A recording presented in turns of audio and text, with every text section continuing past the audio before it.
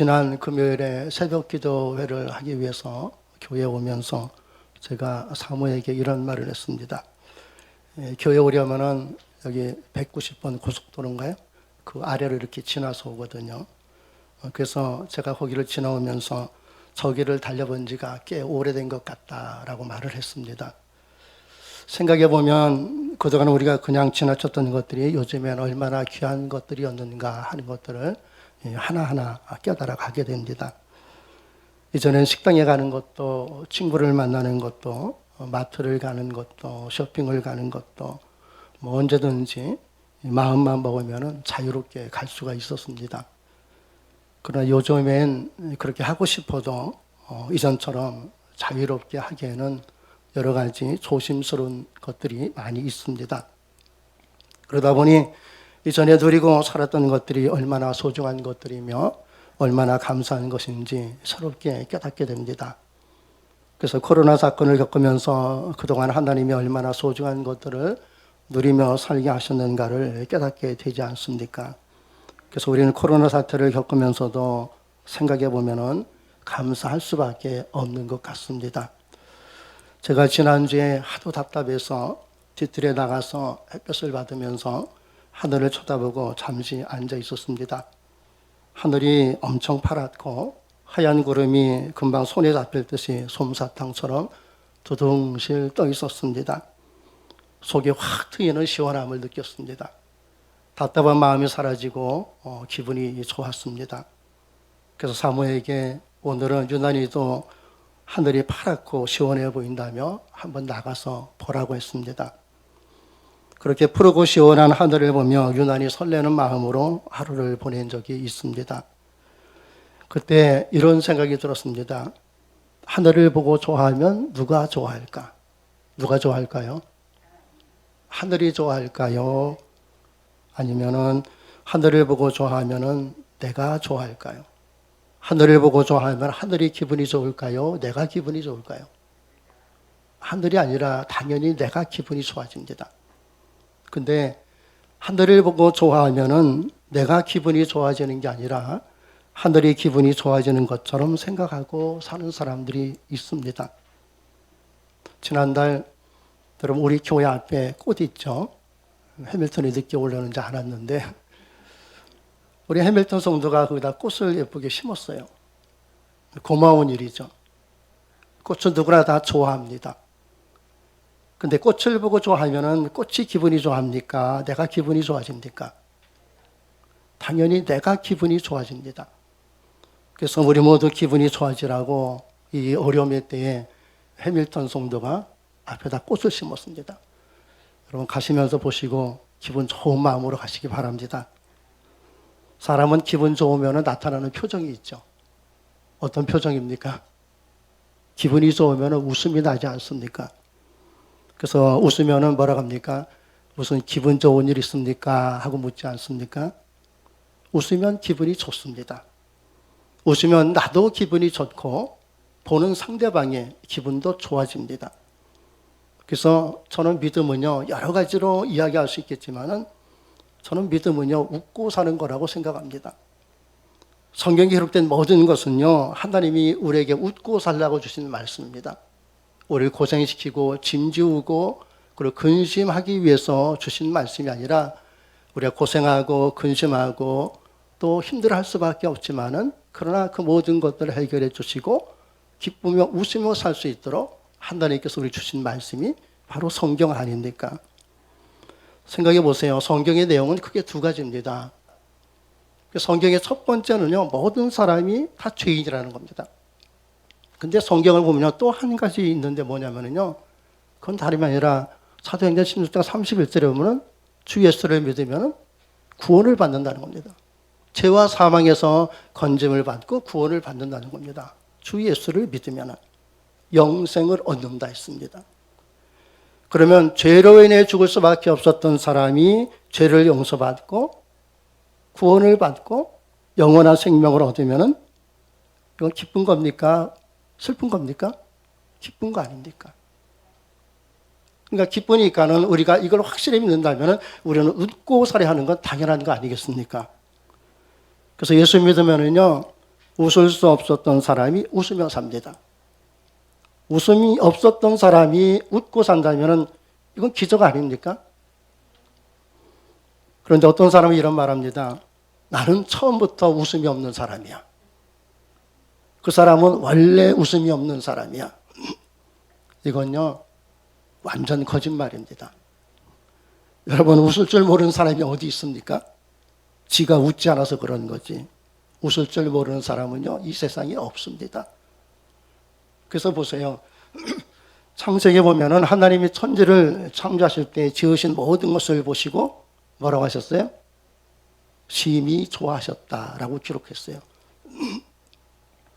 하나님이 좋아하셨다는 건 하나님의 표정이 어떻다는 겁니까? 하나님의 인상을 썼다는 겁니까? 하나님이 웃으셨다는 겁니까? 하나님이 지으신 모든 것을 보시고 심히 좋아하셨다는 것은 하나님이 좋아서 웃으셨다는 겁니다. 근데 하나님이 그냥 좋아하신 게 아니라 심히 좋아하셨다 이렇게 기록이 되어 있어요. 하나님이 좋아서 웃으셨는데 그냥 웃은 게 아닙니다. 심히 웃으셨습니다. 말로 다 표현할 수 없을 만큼 그렇게 웃으셨다는 겁니다. 누가요? 하나님이 지으신 모든 것을 보시고 너무 좋아서 말할 수 없을 정도로 하나님은 심히 기뻐하시고 심히 웃으셨다는 겁니다. 성경 전체에서 하나님이 가장 환하게 기쁘게 웃으셨던 때가 바로 이때입니다. 그래서 하나님이 지으신 모든 것을 보시고 심히 기뻐하셨다라고 기록하고 있습니다. 이때 하나님이 말할 수 없을 만큼 기뻐서 환하게 웃으셨다는 겁니다. 근데 봅시다. 여러분, 우리 누구 닮았습니까? 물론 부모님 닮았죠. 그러나 우리가 누굴 닮았어요? 하나님 닮지 않았습니까? 우리는 하나님의 형상대로 지음받았습니다. 그런데 하나님이 웃으셨는데 하나님의 형상대로 지음받은 우리가 웃지 않고 산다면 이건 문제가 있어도 보통 있는 게 아니지 않습니까? 하나님이 우리를 보고 웃으시는데 우리가 하나님을 보고 웃지 않는다면 이건 심각한 문제 아닙니까?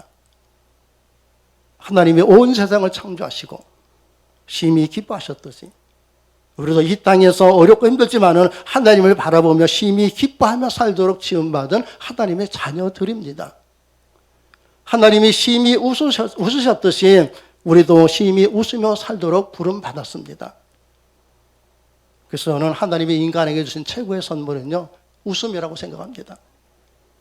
근데 인간이 죄를 지음으로 이 웃음을 잃어버리는 겁니다. 그러나 하나님이 우리를 구원해 주심으로써 웃음을 잃었던 우리에게 웃음을 회복시켜 주신 겁니다. 하나님이 심히 웃으신 것처럼 그렇게 웃으며 살라고 우리를 구원해 주신 거 아닙니까? 그래서 웃을 수 없었던 우리가 웃으며 살게 된 것, 이것이야말로 기적 아닙니까? 웃음은요, 하나님이 인간에게 주신 최고의 선물입니다. 그렇다면 여러분, 하나님이 우리 인간에게 주신 최고의 능력은 뭘까요? 여러분, 그것도 웃음입니다. 제가 경험해봐서 아는데요, 웃으니까 다 되더라고요. 제가 미국에 와서 영어를 못하니까 뭐라고 하면 그냥 웃었어요. 그랬더니 자기들이 알아서 친절하게 다 해주더라고요. 그래서 하나님이 주신 최고의 능력은 뭐냐면요, 웃음이에요. 웃으면 다 됩니다. 제가 사업할 때요, 계약을 하러 간 적이 있어요. 계약을 하러 가면요, 제가 하는 회사는 규모가 작다고 일을 맡기지 않으려고 할 때가 있어요. 그래서 저는 할 말이 없어서 그냥 가만히 있어서 웃기만 했어요.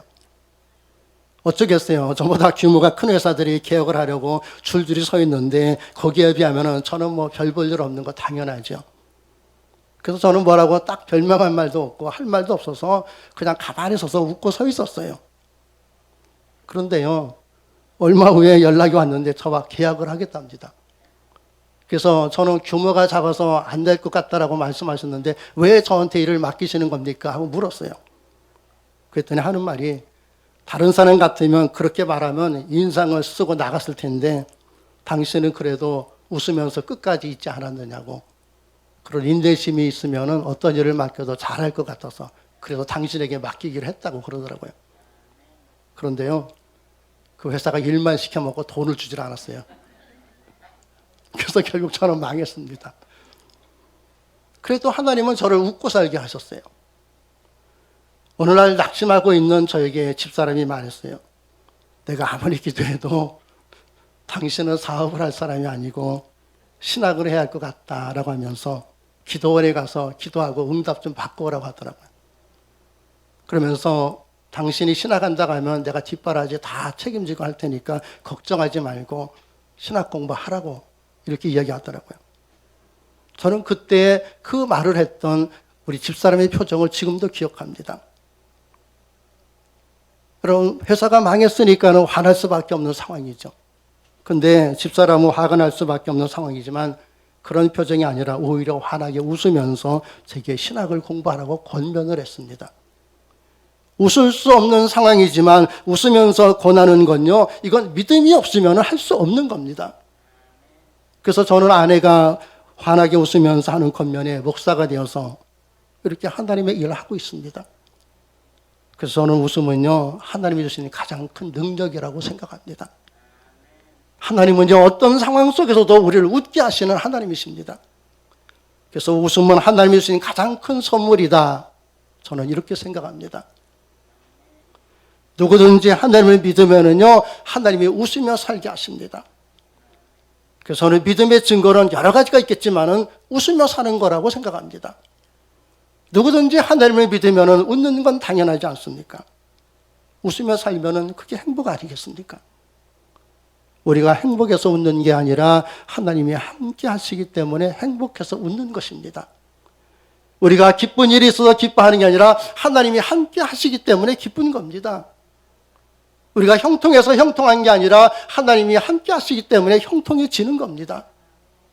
우리가 건강해서 건강한 게 아니라 하나님이 계시기 때문에 건강한 것입니다. 우린 내가 할 수 있어서 하는 것이 아니라 하나님이 계시기 때문에 우리가 할 수 있는 것입니다. 그래서 뭔가가 있어서 내가 뭔가를 하고 뭔가가 되어지는 것이 아니라 하나님이 있어서 우리는 모든 것을 할 수 있는 사람이 되었습니다. 그래서 우리는 하나님 때문에 웃으면서 사는 겁니다. 그래서 믿음은 언제나 우리를 웃으며 살게 하십니다. 만일 예수님을 믿는다 하면서도 웃음이 없는 사람은요, 제가 단언하건대 예수님을 진심으로 믿지 않기 때문입니다. 예수님을 진심으로 믿으면요, 진짜 웃고 살게 되어 있습니다. 주님은 우리를 웃으며 살게 하기 위해서 부르셨습니다. 그래서 우리는 예수님께 배워야 됩니다.